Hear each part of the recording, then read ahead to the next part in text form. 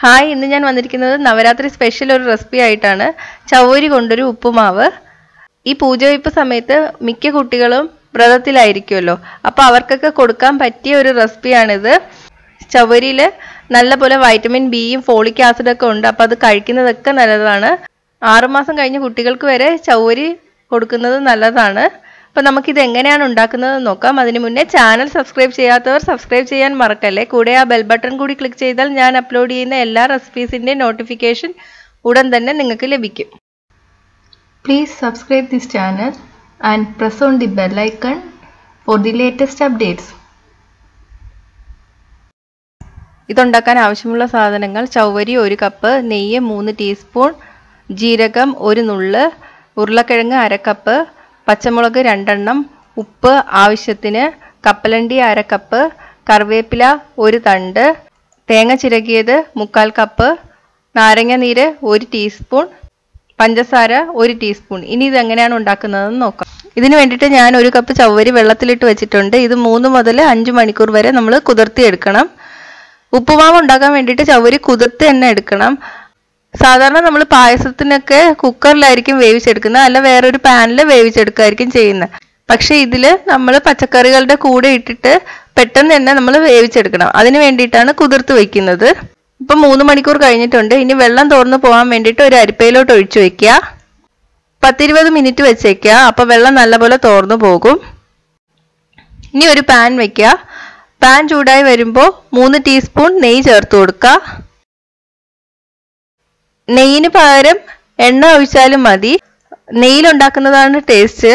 കാരണം ചവ്വരിക്ക് പ്രത്യേകിച്ച് വേറെ ടേസ്റ്റ് ഒന്നുമില്ല. അപ്പോൾ ഈ നെയ്യൊക്കെ ഇടുമ്പോഴായിരിക്കും അതിനൊരു ടേസ്റ്റ് കിട്ടുന്നത്. ഇനി നെയ്യ് ചൂടായിട്ട് വരുമ്പോൾ 1 നുള്ള് ജീരകം ചേർത്ത് കൊടുക്കാം. ജീരകം പൊട്ടി തുടങ്ങിയിട്ടുണ്ട്. ഇനി ഇതിലോട്ട് ഞാൻ 1/2 കപ്പ് ഉരുളക്കിഴങ്ങ് ചേർത്ത് കൊടുക്കുകയാണ്.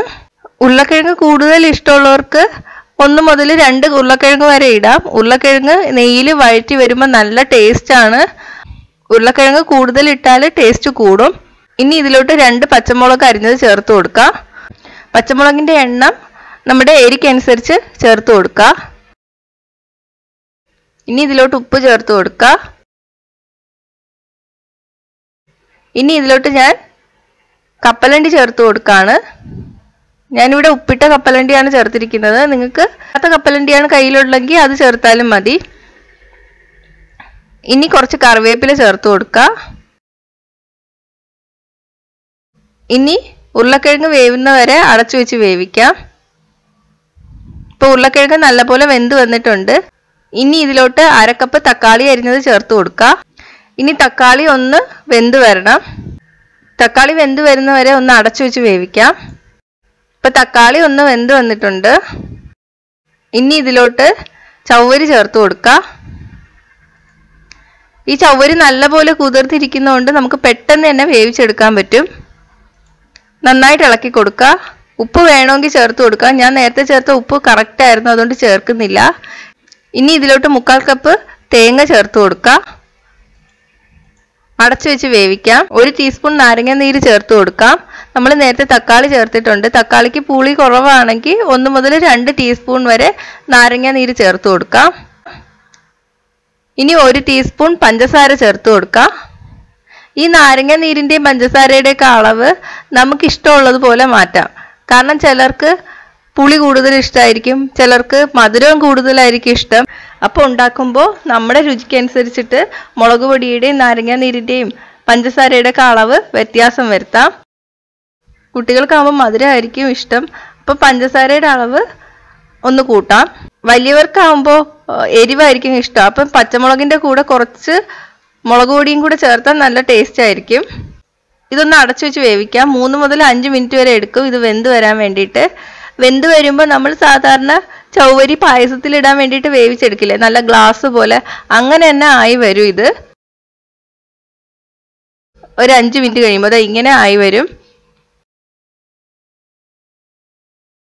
നമ്മൾ വെള്ളത്തിൽ കുതിർത്തോണ്ടാണ് ഇത്ര പെട്ടെന്ന് തന്നെ വെന്ത് കിട്ടുന്നത്.